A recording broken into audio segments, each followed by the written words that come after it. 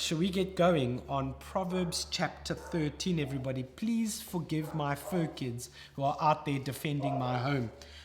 You hear them barking in the background. Proverbs 13, the first passage of scripture I want to take you to is verse 4. It says this: the soul of a lazy man desires many things, but has nothing.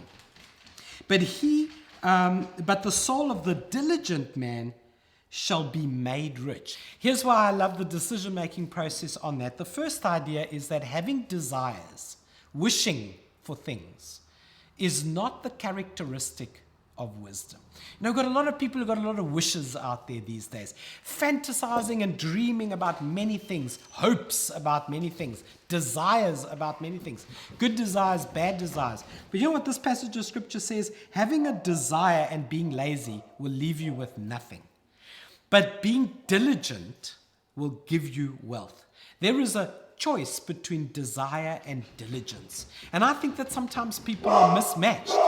The things they desire in their lives and the way that they are diligent or go about doing things are so disconnected that you're never going to get what you dream for. You're never going to get what you hope for if your conduct is lazy. And that sounds a little harsh, doesn't it? But what Proverbs is trying to say is make quality decisions. Don't just have high-class desires. A lot of people have that kind of life, don't they? We joke about it all the time. We say you have a champagne budget, a champagne desire, but a beer budget, right? Well, here's what he's saying about the quality of life all the time. He's saying, be careful that you don't get caught up in a fantasy world of dreams. Hey, especially the Instagram generation. I'll tell you an interesting thing about Instagram. So I like a couple of pages that have home construction stuff. I look out for the Scandinavian style. It's the style of the exterior of my house. So for those of you who don't know, the exterior of my house is painted black from roof down. It's a specific Scandinavian style. They don't paint their houses white there because they'll lose them in the snow. So I follow one or two pages, and I was commenting to a decor friend and photographer how much I loved this picture. And the photographer said something very interesting. They said, you know that it doesn't look like that in real life. And I said, well, what do you mean? They said, well, before they photograph a house, they stage it. They take away the apples from, the counter. They only put 2 or 3 that are perfectly shiny. All the pots and pans are gone. There's no kettle. You don't see a toaster. Do you know why? It's taken away to create an imagined, fantasy, ideal home. No one lives there. That's just for the photo. So what kind of life are you living? Are you building this fantasy life that's just for showcase, or are you living real lives? What this passage of scripture says is you've got to watch out that you don't live in fantasy and you don't match it with diligence. Diligence means I work really hard at what I'm dreaming about. So I keep my dreams realistic, I keep them fulfilling, and I chase after them. So the first wisdom challenge or comparison is this: be careful that you don't have dreams and desires that are not matched by determination and diligence. A wise person, if you sit and listen to someone say, one day I'm going to be a millionaire, they're sitting on the couch, crumbs all over, too lazy to get up and put the plate down. I don't know. It's not going to happen. Nothing wrong with a dream. You've got to sort out your diligence, though. I think there's something incredibly powerful about that. The second comparison that this passage of scripture includes that I wanted to take you to is verse 7 of Proverbs 13. It says this: there is one who makes himself rich, but yet has nothing, and one who makes himself poorer, but yet has great riches. This passage of scripture does the comparison between riches and wealth. And you've got to be really careful about knowing the difference if you want to be wise in life. Not all things that are riches are also wealth. Here's what it means. One person works really hard to get riches, which is material possessions. But in the end, he's poor. He's poor because he lost his marriage doing it, lost his friends doing it, became a grumpy, mean, unreliable, untrustworthy person. So he's accumulated riches, but lost personal wealth. And then there's someone else who gives stuff away, helps somebody in need, is generous in the way they live their lives, doesn't hold everything back, but sees themselves as a pipeline from heaven to earth.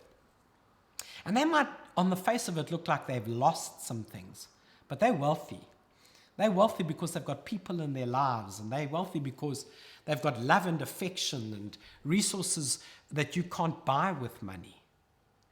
And you've got to work out in your life the tension or balance between riches and wealth.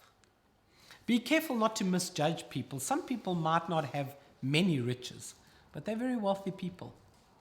They're wealthy because their kids love them and they love their kids. They're wealthy because they take care of their responsibility. They sleep well at night. They're wealthy because if someone's in trouble, they're the people you call. That's a different kind of riches. And this proverb is just reminding us, chapter 13, when you're being wise and building your house wisely, hi Stas, when you're building your house wisely, be mindful of the balance between wealth and riches. Don't accumulate riches so much that in the end you're actually not a wealthy person, an unpleasant person. So that's the build-up of understanding the tension between being able to choose wisely the life God has for you. And then verse 19 is a third one. I had to really find ways of condensing these proverbs because I realized I like spending too much time on this with you. We're developing this relationship. Maybe you hang up long before I do, but I keep going, one more thing. So I'm trying to make it concise as possible. Verse 19, check it out. It says this: a desire accomplished will come to him. No, a desire accomplished is sweet to the soul, but it is an abomination to the fools because they depart for evil instead. So here's what it's saying in simple interpretation. These are proverbs, they're little catchphrases. He's saying, get some things done. Life will be sweeter. Some of the things you desired should get done. And I want to encourage you to think about figuring that out in your life. He's saying just the sense of accomplishment. If you're feeling like things are heavy at the moment, I know this is going to come across as a bit of a cheap shot, but if things are heavy a bit at the moment, make your bed. Just accomplishing something. Start somewhere and accomplish it.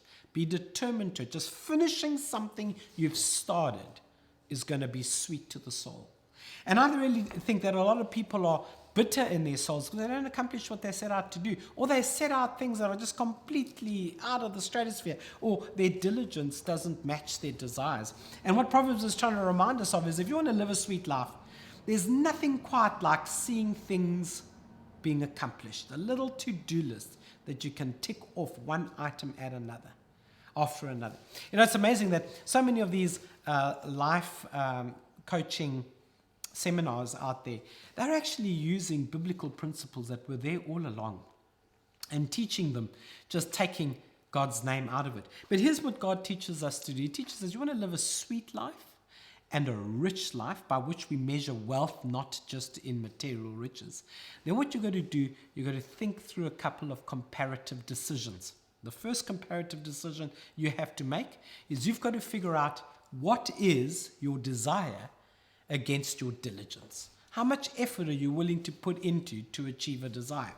And make sure that those desires and dreams are well balanced so that you don't live in this fantasy land of things that are never going to happen. The second thing he reminds us of is be careful you don't accumulate riches in one area and then you find in every other area you've become poor. So you've got a fancy house, but she won't live in it with you anymore. You've got to think through wisdom, saying these are balances and tensions. They never fix themselves. You've got to manage them. You've got to be mature and you've got to manage those tensions. I'll tell you one of the things as a pastor I've got to manage all the time. You know, when you've got a big church, we've got a huge church. It's a beautiful, exceptional church. It's the church I would join if I weren't a pastor. But you've got to manage some tensions there. For instance, if I preach too deep on Sundays, you know, then the first time visitor and the people trying to figure this whole Christian thing out, they go, yeah, that went over my head. So they stop coming. if you reach people who aren't into the Christian thing yet and you want to talk to them through the basics, then there's another group of Christians who go, it's not deep enough for me. So that's a tension. It'll never go away. I'm never going to satisfactorily solve that problem. I just got to manage it like a tightrope. There's a tug of war between the two, and I got to make my decisions daily. There are other examples. The church doesn't run without finances and resources. You've got to be clueless not to know that. Clueless. In fact, some people, I'm amazed at the controversy that kind of thing can produce. It's just obvious. If you want to play golf, you pay a golf club. They make sure the greens are right, and that's how you spend your time and how you spend your money. Well, whatever it is, biblically, you've got to have some resources to do what we do. But of course, when you talk about it, then you upset some people. That's a tension. If you don't talk about it, then you can't keep going. And then, what am I saying? Well, maturity requires you to manage those tensions. Can't cry about it. It's never going to go away. Can't be upset about the fact that some people agree and some people don't agree. You've got to set a steady course and make the tough choices. There are a couple of you watching today. You're avoiding some tough choices, and it's making you very unhappy. You're in environments or spaces where you've got to make a choice between wisdom and lack of wisdom. You've got to make a choice between riches and wealth. You've got to make a choice between desires and diligence. You've got to make a choice between certain things that you know are healthy for you and certain things that you know are not healthy for you. If you can learn how to manage the lifetime tensions, you're never going to get more than 24 hours in a day. Everyone's going to demand a little bit of it from you. You've got to manage that. As you do that, as you learn to manage those tensions and learn the comparison between the two, you will be wise. And you will be wealthy. Not rich, wealthy. And you will have joy, peace, fulfillment. These are the sweet things the Bible describes for people who finally figured out how to manage the tension between all those things. And by the way, it's a moving average. It never stays the same. You add a child to the family dynamic, you've got to manage things differently. You add a branch to your business, new management style. You add a site to a church, got to manage things differently. We can't avoid managing new things. They're part of growing up, and they're part of becoming wise. So, I hope Proverbs 13 was helpful to you. I am most definitely not going to fully go into the spare the rod, spoil the child thing. But I'll tell you what I like about that verse. It is in chapter 13. Just read the whole chapter. It's worth it. I'll tell you what I like about that verse. It says you should discipline and correct immediately while the moment is still there.